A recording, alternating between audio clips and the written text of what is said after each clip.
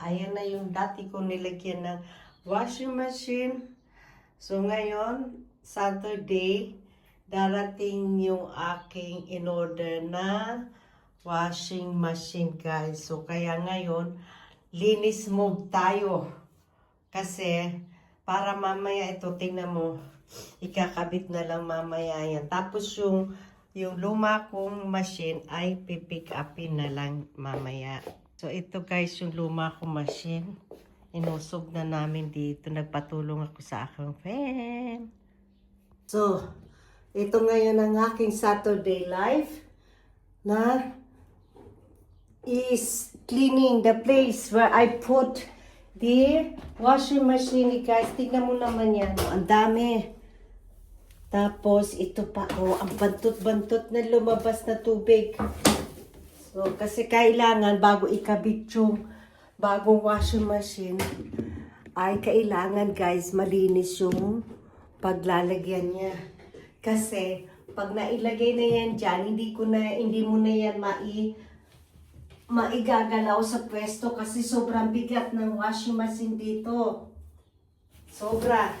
Hindi kaya na isang taong buhatin na washing machine. Talagang, kailangan talaga 2 tao. Yung washing machine na darating, bali yung old ko ay pipick upin niya na lang yon. Tapos, tsaka, ikakabit nila dito yung aking washing machine. Kasi guys, yung washing machine ko is, matagal na yung washing machine ko. Guys, 22 years na yung washing machine ko, kaya ang dami na rin na pakinabang. Ngayon bumigay na siya. Kasi guys, alam nyo, yung mga gamit ko rito is binili ko bago ko lumipat na dito sa bahay. Kaya 22 years na yung washing machine ko. Ngayon nagbibigayan na sila. Yung vacuum ko din is ganun din ang tagal niya, 22 years. So ayun, medyo nahalata ko na parang medyo maingay na masyado yung vacuum ko. Kaya after this washing machine, yun naman ang isusunod ko. Isa-isa lang kasi guys, hindi ko kaya at ang mahal, sobra dito. Kaya isa-isa ko lang bibilin dahil syempre budget ang pera. Kasi nag-iisa lang ako dito, so lahat gastos ko. So kaya pagka may sira ako, magtitis muna ako. Imagine, 2 weeks na akong sira yung washing machine ko. So, hinintay ko munang mayroon mag-sales na washing machine. Tsaka ko bumili. Kasi pag wala silang sales, guys, ang mahal dito. Kasi depende rin yun sa brand na gagamitin mong washing bibilin. Mayroon din washing machine na tigwa 1,000 euro. So, yun ay talagang, rin yun, branded. So, kaya lang, sabi ko, kay branded ko, hindi. Depende naman sa nagagamit yun, kung paano mo gamitin. Kasi naman, kaya naman matagal ang washing machine. Kasi, nag-iisa lang naman ako. Tapos, maglaba lang ako niya isang beses sa isang linggo. Yun, kasi iniipon ko muna yung aking mga damit bago ko siya laban. Kasi hindi ako naglalaban ng damit na 1 piraso, 2 piraso. Kaya ito ngayon ang aking trabaho ngayon. Weekend, maglinis. So, ayan. Kasi ito guys, ito, yung binili ko washing machine, mayroon ng kasama nito, pero hindi ko pa siya tinatanggal kasi nga, baka mamaya short yung kasama doon sa washing machine, kaya nire-reserve ko siya na na hindi mo na itapon pag dumating mamaya at kasya naman yung sukat, tatapon ko na to. So reserve lang ba para hindi na ako bumili ng bago. OFW, ang hirap ng buhay. So, lalo na ngayon, kamahal-mahal ng mga bilihin. Dati, So, ayan.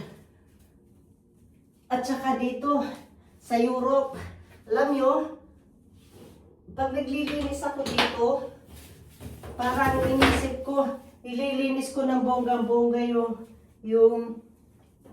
yung apartment na tinitiran ko na hindi naman sa akin. Nangungupahan ako samantalang yung bahay dyan sa Pilipinas ay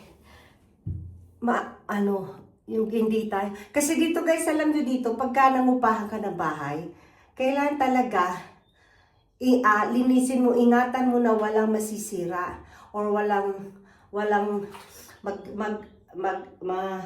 kasi pagka lumipat ka ng bahay dito, bago ka lumabas ng bahay, check upin na may-ari yan. Bawat sulok ng apartment mo, kung may sira, ganyan, sisilipin lahat yan, checkin lahat yan. Wala kang lusot. Ngayon, pagka meron silang nakita sira, ang gagawin nila, babawasin nila yun doon sa deposit na binigay mo. Ganun dito sa Germany. Tapos, pag lilipat ka pa dito ng bahay, depende kasi yun sa contract na ibibigay sa'yo. Tatanungin ka, gusto mo bang i-renovate yung loob ng bahay bago ka lumipat? O mag-renovate ka ng bahay pag aalis ka na? So, ang renovate lang naman guys is yung magpipintura ka. Yun lang. So, ako bago ko lumipat dito is nagpintura muna ako para pag umalis ako dito sa bahay na to, hindi na ako magpipintura pa uli. So, kaya ako, dahil ang tagal ko na dito sa apartment na to, mga na ako dito siguro 18 years. So, nakatatlong pintura na ako dito sa loob ng bahay nito. Kasi gawa nga lang sa baba ako nakatera, tapos pag malamig pa, minsan nagkakaroon ng yung dingding. Yung ba tawag doon? Schimmel kasi tawag sa German, hindi ko alam. Yung parang nangingitim siya, yung dingding. Ganyan, nangingitim sila kasi may mga sila dito, may mga, yung dingding nila dito may mga wallpaper. So, pag nangitim yung kailangan pinturahan mo. Kaya, ganun siya rito. So, ang hirap. Dito, ang hirap talaga dito. Bago ka mangupahan ng bahay dito sa Germany, bago ka nila tatanggapin, i-check up ka nila dito sa information, ng centralized information kung ikaw ay may mga utang na hindi nabayaran.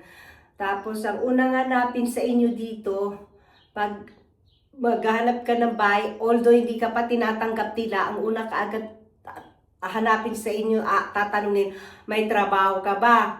Ganyan, magkano ang income mo monthly? Ganun, ilang taon ka na dito sa company na to. Tapos hihingian ka nila ng 3 months payslip ng sahod mo sa company para katibayan na talaga nagtatrabaho ka doon. Kasi para yung may-ari, sigurado sila na makakabayad ka monthly ng upa mo sa bahay. Kasi pag pumasok ka na sa apartment na to at hindi ka nakabayad at wala sila sa inyong masisingil, mahirapan na silang paalisin ka. Kaya dito for sure na talagang kontrolado kanila bago kanila tanggapin ng may-ari. Ganun dito. Hindi ka pa, kung dyan sa Pilipinas, pag nag-apply ng trabaho, ang dami mga medical check-up ng doktor ang hinihingi. Dito naman, pag nag-apply ka ng trabaho, wala mga medical na hinihingi. Dito naman, pag nag-apply ka ng apartment, pag aanap ka ng apartment, parang ganun din. Nahingian ka ng payslip na 3 months, kung bibigyan mo sila ng karapatan na may pipirmahan ka sa kanilang papel na pwedeng i-check nila yung background mo, financial background mo dito sa centralized na Germany kung may utang ka hindi nabayaran. Kasi pag wala kang signature sa kanila noon, hindi sila allowed na mag-check ng ng security data mo dito sa Germany sa apartment ha. Ang pinag-usapan natin di apartment. Kaya dito, ganyan. Pag maghanap ka, ang hirap. Pag wala kang trabaho, wala. Kaya, yun.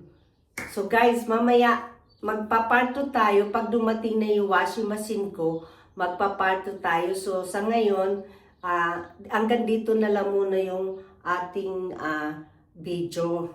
Kasi guys, maglilinis pa ako. Ang dami kong linisin. So guys, see you mamaya uli. Magparto tayo. Bye!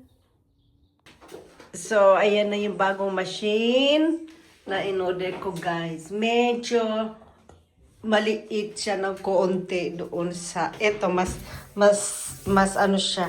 Mas maliit siya dito daw. Kaunti. Kasi yung old style na yan, ayan. Pero yung sa baba niya, medyo malaki siya. Pero tama lang yan sa isang tao. So, yan.